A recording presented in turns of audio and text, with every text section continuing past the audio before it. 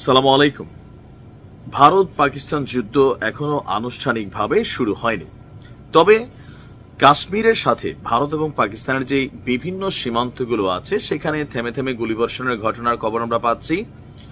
আবার নানান ধরনের টুকিটাকি যে ছোটখাটো যুদ্ধ বলা উচিত না, বাট ওই লেভেলেরই কিছু অ্যাক্টিভিটিস দেখতে পাচ্ছি। কিন্তু এর মাঝখানে আজকে যখন আমরা খবর পেলাম যে ভারতীয় সেনাবাহিনীর ৩ জন সদস্য নিহত হয়েছে, তো প্রথমেই সকলে ভেবে নিয়েছিল, আমিও তেমনটাই ভাবছিলাম, যে সম্ভবত পাকিস্তানি সেনাদের গুলিতে ভারতের ৩ সেনা সদস্য প্রাণ হারিয়েছেন। কিন্তু ঘটনাটা আসলে ওইখানে না, এটা অটোই ৩ জন মরে গেলেন। অটো বলতে যেটা হচ্ছে, ভারত নিয়ন্ত্রিত জম্মু কাশ্মীরে ভারতীয় সেনাবাহিনীর একটি গাড়ি গভীর গিরিখাতে পড়ে অন্তত ৩ জন সেনা নিহত হয়েছেন। আপনারা জানেন যে কাশ্মীরের যে এরিয়াটা, এটা like one kind of valley, উপত্যকা, পর্বত টাইপের আর কি, বিভিন্ন জায়গা। তো সেখানে চলাচলের জন্য পাহাড় কেটে রাস্তা বানানো হয়, আর রাস্তাগুলা অবশ্যই যথেষ্ট ভয়ঙ্কর। মাঝে মাঝে যে জায়গাটা আপনি রাস্তা বানাইছেন নিচে থেকে পাথর সরে যায় অথবা ফেটে যায়, দেন দুর্ঘটনা ঘটে। চীনারার হিসাব আলাদা, চীনারা যে জায়গাতে যেটা করে এটার হিসাবটা আলাদা। আজকে সকাল 11টার দিকে দুর্ঘটনায় এই সৈন্যরা প্রাণ হারিয়েছে।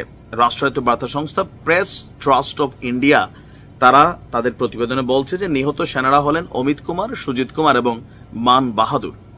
দুর্ঘটনার কবলে পড়া সেনাবাহিনীর গাড়িটি মহাসড়ক থেকে 700 ফুট গভীর গিরিখাত, তার মানে বুঝতে পারছেন যে সমতল থেকে 700 ফুট গভীরে একটা হিউজ জায়গা। তো সেখানে সৈন্যদের মৃতদেহ, গাড়ির ধ্বংসাবশেষ, কিছু কাগজপত্র এই ঘটনার পর পড়ে থাকতে দেখা যায়।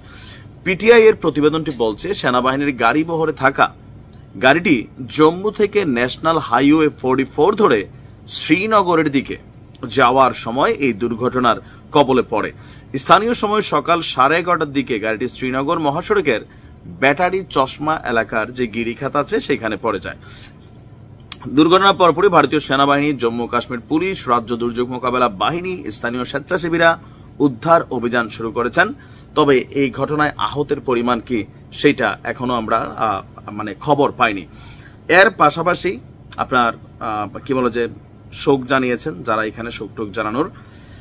আর যুদ্ধের সর্বশেষ আমরা এই মুহূর্তে যদি আমরা অবস্থান দেখি, সেটা হচ্ছে যে দুই দেশ এখন পর্যন্ত সামরিক বিভিন্ন উপস্থিতি, সেনা উপস্থিতি এটা বাড়িয়ে যাচ্ছে। এর পাশাপাশি আপনার ভারত চেনাব নদীর যে পানি, সেই পানি বন্ধ করে দিয়েছে, সিন্ধু নদী না।